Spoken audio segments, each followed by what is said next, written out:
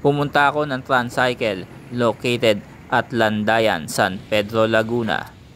At ito ang motor na nakita ko.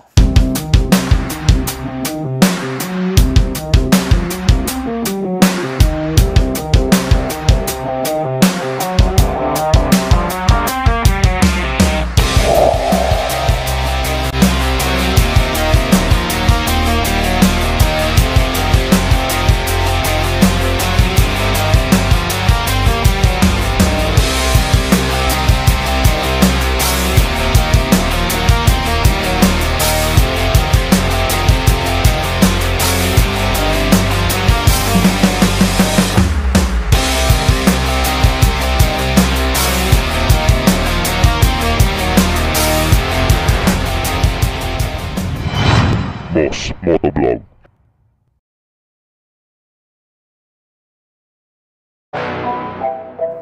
Kung sa mga European country ay mahigpit na ipinagbabawal ang 15 horsepower para sa isang maliit na makina, ibahin mo dito sa Southeast Asia. Dahil dito sa tinaguriang bansa ng mga kamote ay pwede ito at hinigitan pa nga ng 19 horsepower na fuel injected na makina nito. Isabay mo pa ang mga mala Superman na hinete nito na walang helmet.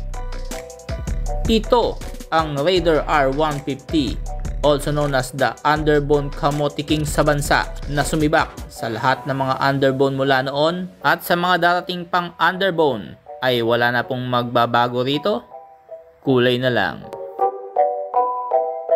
Inihahandog ni Boss Moto sa parigipagtulaman ng Lawyer Rider Production, Transcycle at Suzuki ang isang motorsiklo na tinaguriang habi nilikha para manatili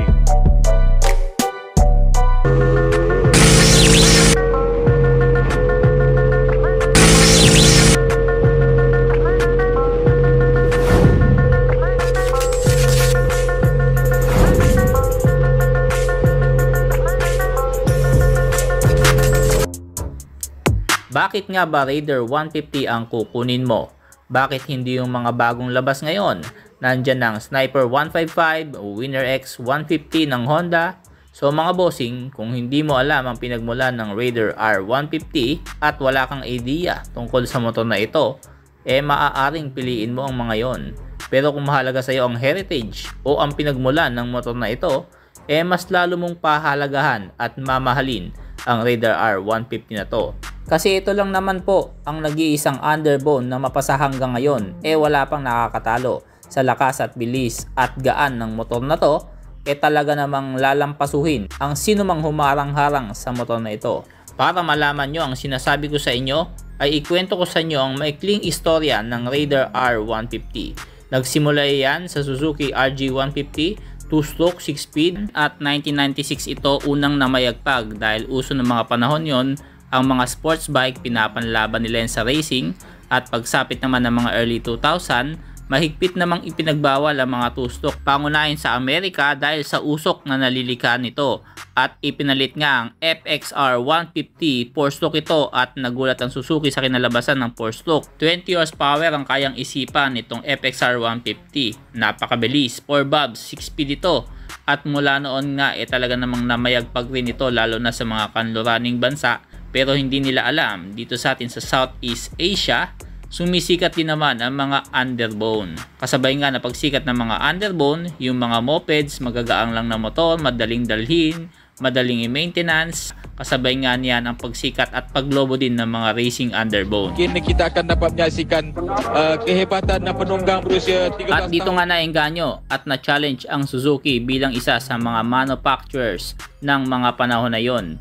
Wala pang 150cc na underbone. 110, 125cc lang ang naglalaban na noon. Kaya naman, para mabuo ang pangarap ng Suzuki na maging number 1 at ito ay maging dominante pagdating sa mga racing underbone na ipapasok nila sa mga kompetisyon, bumalik po sila sa kanilang mga naunang gawa. At ang una nilang nakita ay ang makina ng FXR 150. At para pumasok ang makina ng FXR sa underbone category, isang motor ang nakita nila na pwede nilang gamitin ang chassis ng FX125. All cool dito, double overhead cam ang makina, kayang sumipa ng 13.3 horsepower, 5 speed at 4 valves ang makina nito. Ito ang naging susi ng Suzuki para kunin at i-improve palalo ang chassis nito at ipasok ang 150cc ng makina. To cut the long story short, nagsimula siya sa RG150 2-stroke papunta sa 4-stroke ng FXR150 at kunin ang chassis ng FX125 para mabuo. Ang isang halimaw na mapahanggang ngayon ay nag-iisa pa rin. 2 dekada na pong nakakaraan. First generation yung 2003, sa Malaysia unang nailabas 2004, dito naman sa atin sa Pilipinas. Oo, siguro hindi nga ganun kabilis ito kung ikukumpara sa mga big bike o kung galing ka sa mga matataas na sisi ng motorsiklo na nauuso ngayon. Pero kung inabot mo ang henerasyon ng mga underbone kung saan ito ay naging dominante noon, ay masasabi mong ito na nga ang nag-alis sa'yo sa normal na riding experience mo at nagbigay ng extra bilis, lakas at matatag na mapagkakatiwala ang makina ng Raider R150. Tunog pa lang ng tambucho mo, alam mo Raider R150 yung parating sa'yo. Habang ang ibang mga underbone ay nagpapa-upgrade ng kanilang mga tambucho, dito sa Raider R150 ay hindi mo kailangan at hindi ka mahuhuli dito. At alam nyo ba itong Raider R150 carb type na to, binabaan pa po ang tono ng karburador nito kasi nga sobrang lakas nito na umaabot ng 20 horsepower ang original na makina nito. Pero dahil nga para makapasok sa kategory ng racing underbone, kailangan nilang babaan pa tono ng carburetor nito. Ganon kalupit ang motor na ito. At talaga namang may pagmamalaki mo sa mga tropa mo na itong carburetor type, ito pa yung mas malapit, yung pinakamalapit sa naunang version ng Raider R150. At madali ding i-maintenance ang motor na to dahil yung mga pyesa na ito aftermarket, nagkalat na po yan kung saan saan sa marketplace. At kung ikaw naman ay nasa remote areas o yung mga lugar na liblib, nasa bundok ka, hindi ka mahihirapang magpaayos nito dahil carburetor lang naman, napakadaling i-maintenance mga bossing. Screw lang ang katapat nito, i-adjust mo lang ng konti yan, ay sigurado iwan kaluluwa sino mang sasabay sa motor na to. Ibibigay nito sa iyo ang ligaya at sarap ng pagmamaneho ng isang Raider R150, dala-dala ang history at legasiya ng pagiging Kamote King. Ito lang naman nag-iisang underbone na tinawag na Hyper kasi nga ito yung sumibak sa lahat ng mga underbone at kahit yung mga small big bikes ay kayang sibakin nito. Ito yung mga kataga ng mga nasibak ng Raider R150 na to. At mapahanggang ngayon ay hindi nila yung matanggap kaya tinawag na lang nila silang kamote. Pero so tutusin, Hyper underbone po kung tatawagin ng motor na ito dahil nga napakagaan at kayang sumipa ng 15 horsepower.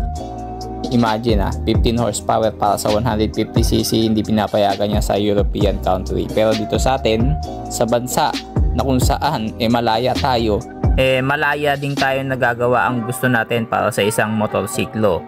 Ang iba pa nga dyan, sa sobrang kalayaan, feeling Superman habang nagmamaneho at yung iba, hindi pa nagsusuot ng helmet. Ganyan kalupit.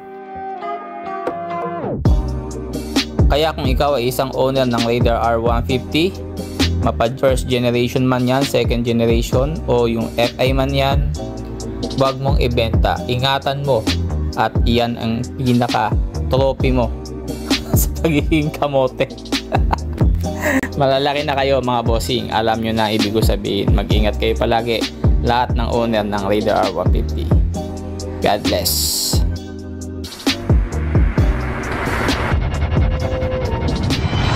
Boss Motovlog.